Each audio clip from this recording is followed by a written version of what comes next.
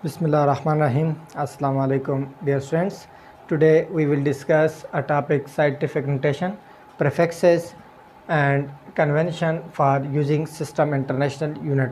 तो स्टूडेंट्स तीनों टॉपिक को इंडिविजुअली स्टडी करते हैं। सबसे पहले आते हैं साइंटिफिक नोटेशन की तरफ कि साइंटिफिक नोटेशन क्यों यूज़ होती है और इसकी ज़रूरत हमें क्यों पड़ती है। तो देखिए स्टूडेंट्स, अगर आपके पास एक या कोई बहुत ही लार्ज वैल्यू हो, वेरी लार्ज वैल्यू और वेरी स्मॉल वैल्यू,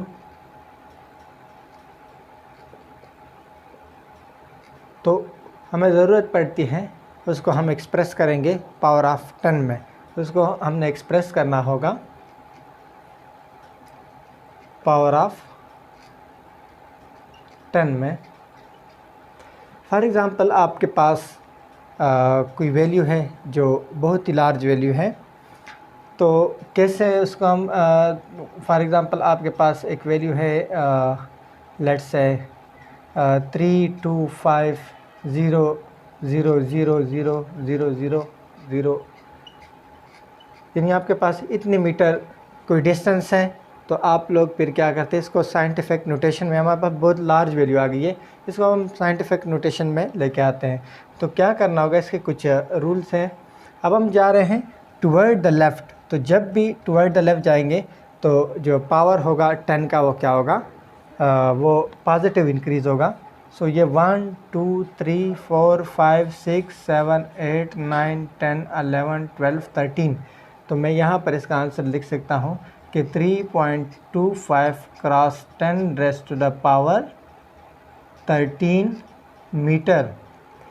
देखिए स्टूडेंट्स, मैं कहाँ से गया, मैं अपने राइट से लेफ़्ट की तरफ गया, तो जो पावर है वो पॉजिटिव इंक्रीज़ हुआ। तो याद रखिए, जब भी आप पॉजिटिव राइट हैंड से, राइट साइड से आप जाते हैं लेफ़्ट की तरफ, आप डिस्प्लेस करते हैं इस पॉइंट को, तो पावर क्या होगा, वो पॉजिटिव इंक्रीज़ होगा। जबकि अगर आपके पास कोई ऐसी वैल्यू है जिसको हम यूँ डिनोट करें, लेट्स से 0.00000023, लेट्स से ये आपके पास कोई वैल्यू है जो कि मीटर में है फॉर एग्ज़ाम्पल। तो अब मैं जा रहा हूँ लेफ़्ट से राइट की तरफ, तो अब पावर क्या होगा, हमारे पास नेगेटिव होगा। तो पॉइंट को डिस्प्लेस करें 1 2 3 4 5 6 7 8 9 9, तो ये क्या हो जाएगा 2.3 cross 10 to the power -9 metre हो जाएगा। और ये हमारे पास कौन सी वैल्यू है, ये बहुत ही कोई एक स्मॉल वैल्यू है, और ये जो वैल्यू थी ये हमारे पास कोई लार्ज वैल्यू, मैंने जस्ट कंसीडर किया, बुक में भी एक दो एग्जांपल वहाँ पर गिवन है। तो ये सिर्फ इसमें याद रखने की चीज़ है कि हम बहुत लार्ज वैल्यू या स्मॉल वैल्यू को 10 की पावर में एक्सप्रेस करते हैं, इसको हम कहते हैं साइंटिफिक नोटेशन। और जब हम पॉइंट को लेके जाएंगे फ्रॉम राइट टू लेफ़्ट, तो पावर पॉजिटिव इंक्रीज़ होगा, और जब हम लेफ़्ट से राइट की तरफ जाएंगे तो पावर नेगेटिव इंक्रीज़ होगा। तो ये था साइंटिफिक नोटेशन। अब हम आते हैं प्रीफिक्सेस की तरफ के प्रीफिक्सेस क्या है। ये चीज़ें ऑलरेडी आप लोगों ने 9th में इसको पढ़ा होगा और डिटेल से पढ़ा है। तो यहाँ पर इसकी यूज़ इसलिए हो रही है क्योंकि ये आगे जो कुछ टॉपिक हैं उसमें प्रीफिक्सेस वगैरह या साइंटिफिक नोटेशन यूज़ होंगे, तो इसलिए यहाँ पर भी टॉपिक है इसका। तो प्रीफिक्सेस क्या है, लेट्स से इसकी मैं सिर्फ आपको एक एग्ज़ाम्पल दे दूँ, फिर आप, या एक दो एग्ज़ाम्पल दे दूँ, उससे फिर आप खुद ब खुद समझ आएंगे। यहाँ पर ये प्रीफिक्सेस हैं जो 10 टू द पावर -18 से स्टार्ट होते हैं और 10 टू द पावर पॉजिटिव 18 तक। यहाँ पर मैंने टेरा, पेटा और हेक्सानीली का, वो भी हमारे पास 10 to the power 12, 10 to the power 15 और 10 टू द पावर 18, वो फिर मैं लिखूँगा, यहाँ पर जगह कम थी इसलिए। तो यहाँ पर देखें जो किलो है, अब किलो कितने की इक्वल होता है, 10 टू द पावर 3 के। यानी मैं अगर कहूँ कि 1 किलोग्राम, फॉर एग्ज़ाम्पल मैं कहूँ कि 1 किलोग्राम, तो ये किसके इक्वल होगा, 1 multiply by 1000, 10 to power 3 mean 1000 gram. तो आप कभी भी इस तरह शॉपकीपर को नहीं कहते कि मुझे 1000 ग्राम कोई सब जो आप चीज़ कोई चीज़ आप उससे मांग रहे, तो आप कहते हैं 1 किलोग्राम, यानी आपने एक सिंपल 10⁻³ यानी 1000 को आपने क्या कह दिया, किलो। तो इसके बहुत सारे यूजेस हैं। इसके अलावा जो कैपेसिटर की यूनिट है फ़िराड, तो उससे स्मॉल यूनिट यूज़ होती है माइक्रो फ़िराड। यानी अगर आपको कहा जाए 10⁻⁻6 फ़िराड, तो ये -6 अगर टेबल में देखें हम तो वो इक्वल है किस चीज़ के, माइक्रो के। यहाँ पर आपको नज़र आ रहा है माइक्रो के, तो इसकी जगह पर हम माइक्रो फिर यूज़ करते हैं इनटू फ़िराड। तो ये भी हमारे पास ज़्यादातर यूज़ होते हैं ताकि हमें दोबारा इस तरह की वैल्यू से हम बचें। तो ये क्या हो जाएगा 1 2 3, तो 10⁻³ को हम कहते हैं किलो।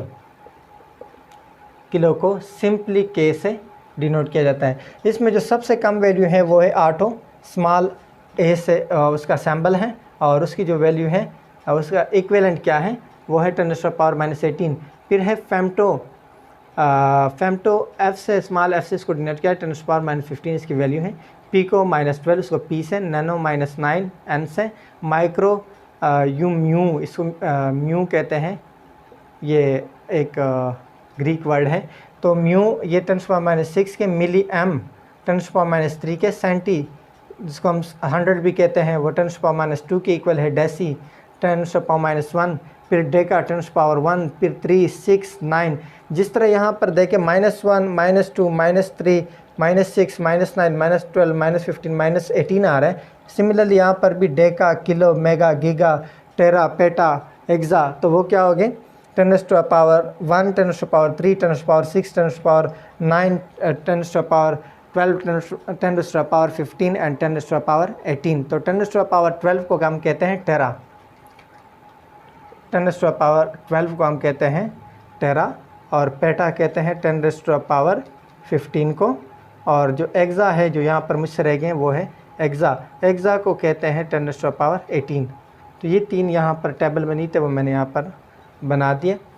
तो ये था प्रीफिक्सेस, और इसके कुछ रूल्स भी हैं। तो convention for the using system international unit, यहाँ पर इसके हम कुछ रूल्स पढ़ेंगे, और इनमें हम फिर प्रीफिक्सेस के भी कुछ रूल्स हैं वो पढ़ते हैं। तो स्टूडेंट्स याद रखें, इसको मैं रफ़ कर दूं, ये हमेशा याद रखें कि कोई भी यूनिट हो, फॉर एग्ज़ाम्पल न्यूटन, तो कभी भी उसको कैपिटल स्टार्ट के साथ नहीं लिखना। फॉर एग्ज़ाम्पल आप कहते हैं कि 1 न्यूटन, तो इस तरह नहीं लिखना होता। 1 न्यूटन आपने लिखना होगा, अगर लिखना भी है तो उसको लिखेंगे 1 न्यूटन, यानी जो पहला वर्ड नज़र आ रहा है कैपिटल उसको स्मॉल करना पड़ेगा।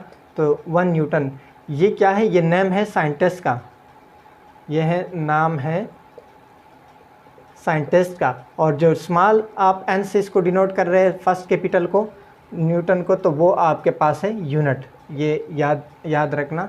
और इसके अलावा अगर फॉर एग्ज़ाम्पल और इसी को फिर दोबारा इस तरह भी जो साइंटिस्ट के नेम है उसी के साथ इसको डिनोट किया जाता है। फॉर एग्ज़ाम्पल आप कहते हैं 2 न्यूटन फोर्स, तो आपने सिर्फ एक एन लिखना होगा कैपिटल, इसमें इतना गैप हो, 1 डिजिट का तकरीबन गैप हो, यानी 2, इस तरह मत लिखे 2 न्यूटन, 1 डिजिट का गैप 2 न्यूटन।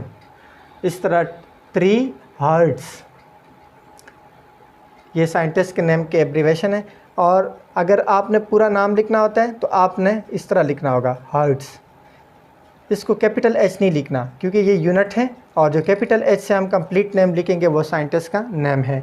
इस तरह पास्कल जो है आप कहते हैं 3 पास्कल प्रेशर, तो PA, अगर आपने कंप्लीट नेम लिखना है तो वो फिर पास्कल होगा, लेकिन अगर ये साइंटिस्ट का नेम है, अगर आप यूनिट लिखोगे तो वो स्मॉल p से आपने उसको डिनोट करना होगा, ये हो जाएगा पास्कल। तो आप कहते हैं 3 पास्कल, स्मॉल p से कैपिटल फर्स्ट जो वर्ड है उसको आपने स्मॉल करना होगा, फर्स्ट जो वर्ड है उसको स्मॉल करना होगा अगर आप कंप्लीट नेम लिखना चाहते हैं। अच्छा, ये तो था इसका पहले 2 रूल तकरीबन हो गए।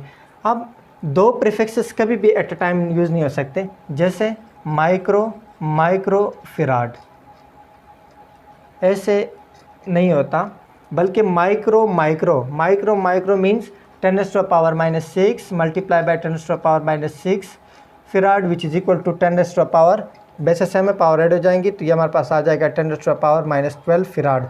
और 10⁻⁻12 जो है ये प्रीफिक्सेस में किसके इक्वल है, पीको के। तो मैं इसको यूँ लिख सकता हूँ, पीको फराड। कभी भी दो prefixes at a time use नहीं हो सकती, जैसे माइक्रो माइक्रो, किलो किलो। तो किलो किलो किसके इक्वल होगा, किलो किलो, यानी 10⁻³ और 10⁻³ तो ये हो जाएगा 10⁻6 और 10⁻6 किसके इक्वल हैं, वो है मेगा के इक्वल। तो किलो किलो के बजाय आप लोग लिखोगे मेगा। तो ये भी इसका कुछ रूल था। और इसके अलावा एक और रूल भी है, यानी फॉर एग्ज़ाम्पल आपके पास कुछ वैल्यूज़ गिवन है जो सेंटीमीटर में हो या मिलीमीटर में गिवन हो। कुछ वैल्यूज़ है, यानी आपको 2 मिलीमीटर कोई वैल्यू गिवन है, उस तरह टाइम भी आपको हावर में गिवन है। फॉर एग्ज़ाम्पल मैं वैसे जनरल आपको कंसेप्ट दे रहा हूँ।